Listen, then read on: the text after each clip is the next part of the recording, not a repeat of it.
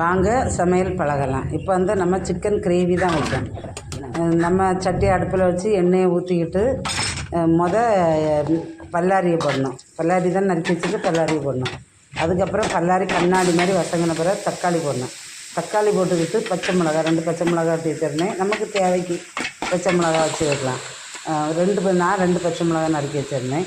பச்சை மிளகா, தக்காளி, புதினா இலை, மல்லி இலை, இஞ்சி, பூண்டு விழுது இதெல்லாம் போட்டு மூடி வச்சு நல்லா வசங்கின உடனே அதுக்கப்புறம் சிக்கனை போடணும். சிக்கனை போட்டு சிக்கனை கொஞ்சம் வசங்கின உடனே மசாலா போடணும். மஞ்சள் பொடி, வத்தப்பொடி, மல்லிப்பொடி, கொஞ்சம் சிக்கன் பொடி அதான் நான் போட்டிருக்கேன். வேறு ஒன்றும் போடல. கொஞ்சம் சிக்கன் பொடி மட்டும் போட்டு நல்லா கொஞ்சம் கிண்டி மூடி வைக்கணும். மூடி வச்சுக்கிட்டு அதுக்கு பிறகு தேங்காய் அரைச்சது. இது குழம்பு, அதனால தேங்காய் ஊற்றி. கிரேவின்னா நான் சிக்கனை அப்படி வச்சா போகலாம். தேங்காய் அரைச்சி ஊற்றி நமக்கு தேவைக்கு கொஞ்சம் தண்ணி ஊற்றிக்கிட வேண்டியதுதான். ஊற்றி அது நல்லா அழகாக கொதித்து வற்றி வந்த உடனே குழம்பை இறக்கிற வேண்டியதுதான். இது சிக்கன் குழம்பு. வாங்க சமையல் பழகலாம். வீடியோ பாருங்கள்.